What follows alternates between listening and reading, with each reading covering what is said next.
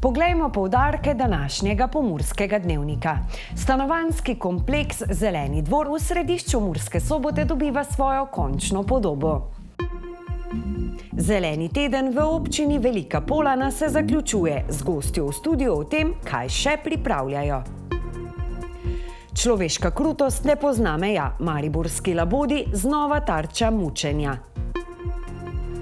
Mura nadaljuje niz porazov, navijači pa vse bolj izgubljajo potrpljenje. Vreme, jutri nas bodo še greli sončni žarki, v nedeljo pa bodo nebo znova prekrili oblaki.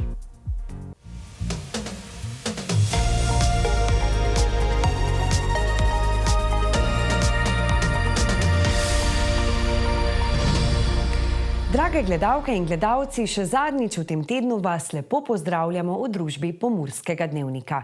V središču Murske Sobote nastaja sodoben poslovno-stanovanjski kompleks Zeleni dvor, v katerem bo 76 novih stanovanj. Ogledali smo si notranjost prostorov in se povzpeli na streho, od koder se odpira lep razgled nad Soboto. Zeleni dvor, nov stanovanjski objekt v neposredni bližini knjižnice in avtobusne postaje v središču Murske Sobote, že počasi dobiva svojo končno podobo. Trenutno se nahajamo na objektu Zeleni dvor v Murski Soboti. To je novogradnja stanovanjsko-poslovnega objekta, smo na strehi.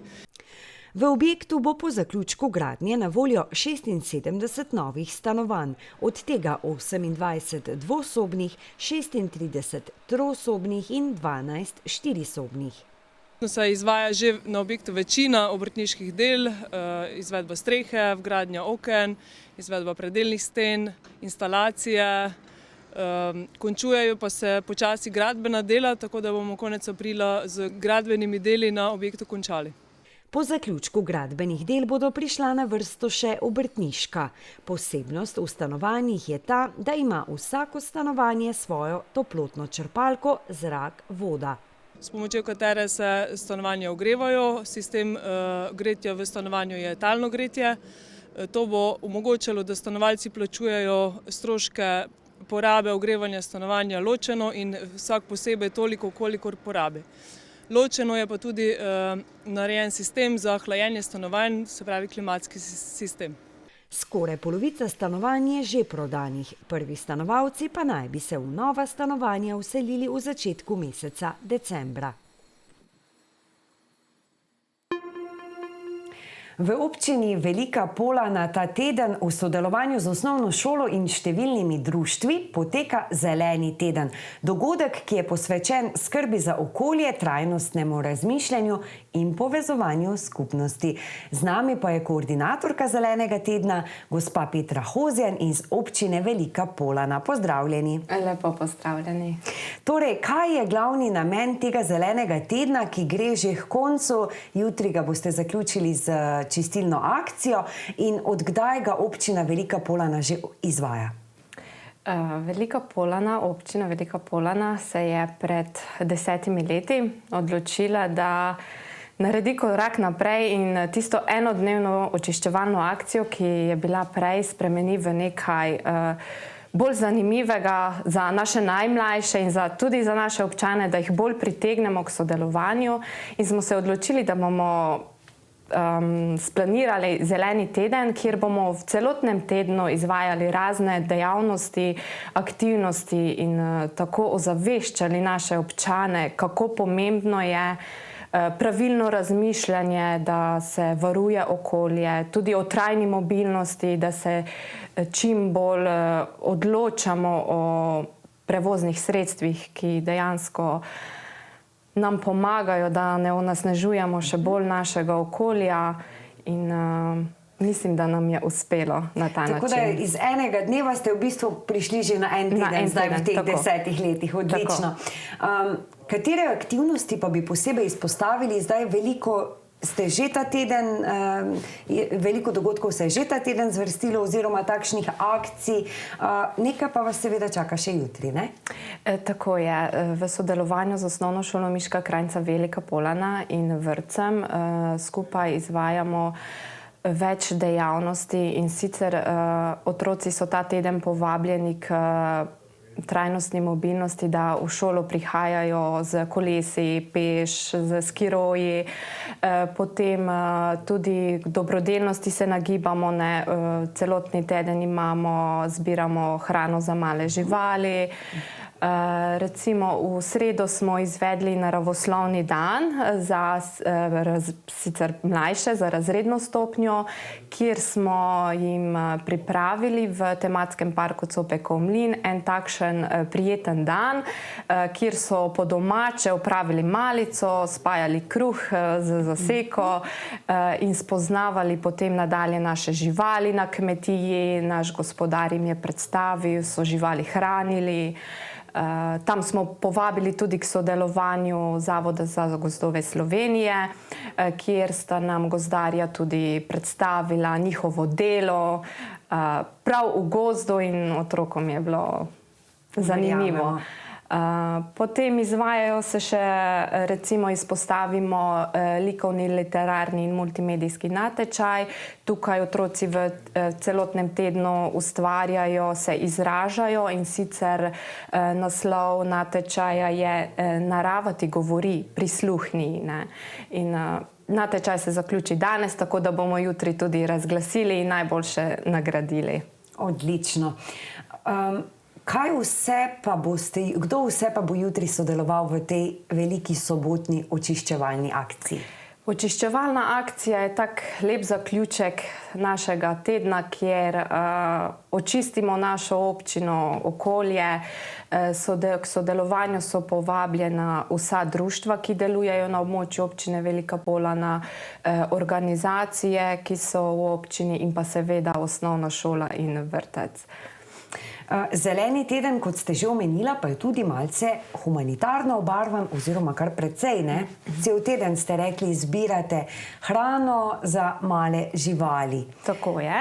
In ne le to, poteka tudi od torka do danes. Imamo akcijo zbiranja papirja in kovin. So povabljeni osnovna šola, predvsem, ker bomo ves izkupiček od zbranega materiala potem tudi namenili v šolski sklad osnovne šole. Odlično. Ste pa na občini prejeli tudi zlati certifikat Voda iz pipe. Kaj to pomeni za vašo občino, prebivalce? Vemo, voda iz pipe, kdo jo še lahko pije, je dragocena. Tako je. Leta 2020 se je občina Velika Polana odločila, da bo pristopila k projektu oziroma certifikat Voda iz pipe. Sedaj smo 5. leto in smo prejeli zlati certifikat Voda iz pipe. Namen tega je, da želimo svoje občane, ne le občane, tudi druge ozaveščati, kako dobra je voda iz pipe in kako prispevamo k zmanjševanju plastičnih embalaž, da je dejansko ta voda najbolj sveža, ker prehodi zelo malo pot in je to velik privilegij, ne? Da še lahko odpremo pipo in nam ven priteče čista pitna voda. Tako je. Najlepša hvala, gospa Petra, seveda čestitke in še veliko takih zgodb. Ta zeleni teden bi pa praktično lahko trajal vse leto. Se strinjava, ne? Se strinjam. Hvala za povabilo. Labodi, simbol miru, predanosti in naravne lepote. Tudi tokrat niso ušli človeški brezbrižnosti. V Mariboru so neznanci iz gnezd labodjega para ukradli jajca, izginil pa je tudi samec. Žalostna zgodba je mnoge prizadela, čeprav ne gre za osamljen primer, pa se ob tem znova odpira vprašanje, kakšen je odnos človeka do živali. Labodi, dolgovrate in mogočne vodne ptice, ki svojo lepoto mehčajo marsikatero mestno sivino, tudi mariborsko, a na žalost so nenehno tarča človeške krutosti. Zadnji tak primer sega v začetek meseca, ko so neznanci labodjemu paru, ki je na tem mestu gnezdil že 6. leto zapored, ukradli vsa jajca. Vse od takrat pa je pogrešan tudi samec. In posledično se je zgodilo še to, da je samica 2 dni vsa žalostna klicala tega svojega izginulega partnerja, kar je povzročilo še nadaljevanje tragedije, zaradi tega, ker jo je pa drugi samec, ki je pač po tem njenem joku sklepal, da je ogrožena, enostavno pregnal. Kam je šla, kje se bo morda lahko na novo priključila, pa morda novo družino ustvarila, ne vemo. Nerazumno dejanje, ki je vsekakor vredno obsojanja, je razburilo številne občane. Mnogi se sprašujejo, zakaj bi kdo želel škoditi nedolžnim živalim. Zdi se mi zelo žalostno, ne vem, kaj vidijo ljudje, da imajo od tega, da pač škodijo živalim. Verjetno so bili v neki stiski ali pa kaj takega, ampak se mi vseeno zdi ful neopravičljivo dejanje, da se polezneš nad nekim drugim živim bitjem, ki ni krivo. Samo eno lahko rečem, da je človek največja nadloga na tem svetu. Magari sem sama človeškega rodu, pa to je to. In da me je dostikrat sram in žal, da sem človeškega rodu. Žalostno, no, da ljudje nimajo srca, da se na tak način znesejo nad živaljo. Ja. Labod grbec spada med zavarovane živalske vrste. Njegovo mučenje, vznemirjanje ali odvzem iz narave je prepovedan. Žalostno je, lani je več kot 50 labodov poginilo zaradi ptičje gripe, kar pomeni, da njihova populacija dejansko upada. Neznance, ki so v začetku meseca razbili labodjo družino, iščejo tudi mariborski policisti, ki preiskujejo sum storitve kaznivega dejanja mučenja živali. O tem, kako brezčutni so lahko nekateri posamezniki, pa se je na lastne oči prepričala tudi upokojenka Anđelka. Sem videla, da imam jih posnete, starša pa mali, mladički čez, in jaz dam se 4, čakam, da oni, in vidim, da bo eno tele, ne morem reči, žal mi je, naj mi tele oprosti, kar ni zaslužil, da ovega tak kličem, da bo mimo mene, jaz odprem vrata pa bom. Sem mislila, zdaj pa mene povozi. I on meni da, jaz rekla, če si ti, pa mu pokažem to. Zgroženi in žalostni so tudi v mestni občini Maribor. Da bi se lahko labodje družine normalno razvijale, so jim na mariborskem Lentu, ki je že nekaj časa v fazi prenove, ogradili gnezda, a prostovoljci opozarjajo še na eno sistemsko pomanjkljivost. Ko naletijo na ranjenega laboda, ga nima kdo oskrbeti. Veterinarji, ki so seveda edini strokovno usposobljeni za zdravljenje in pomoč živalim, da bi jim smeli pomagati, bi morali imeti ustrezno koncesijo, ki pa, kolikor nam je znano, je v tem trenutku verjetno nihče v Sloveniji nima.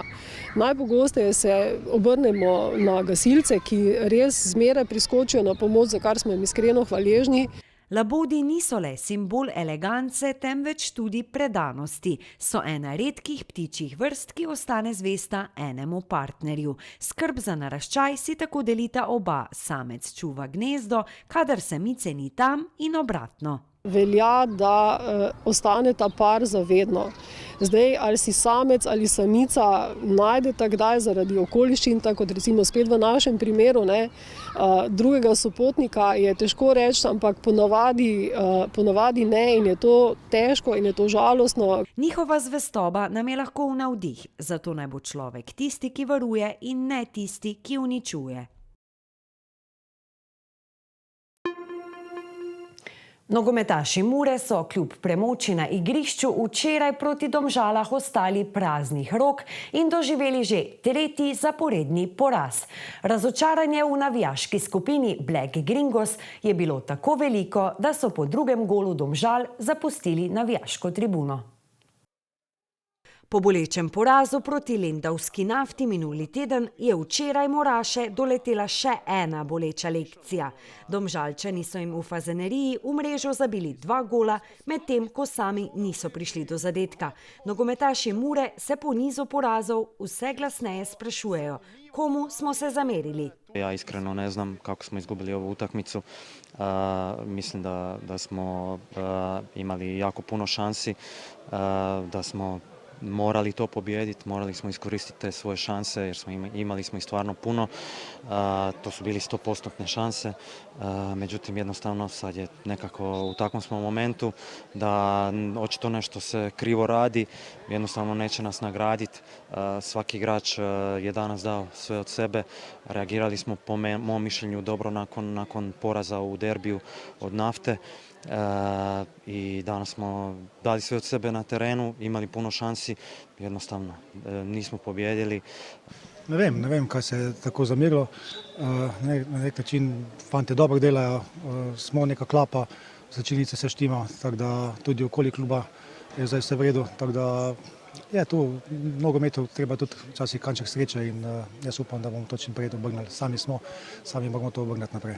Če nogometaši Mure kljub nizu porazov verjamejo v preobrat, pa potrpljenje in zaupanje vse bolj izgubljajo pristaši črno-belih, ki so po drugem zadetku Domžal včeraj zapustili stadion.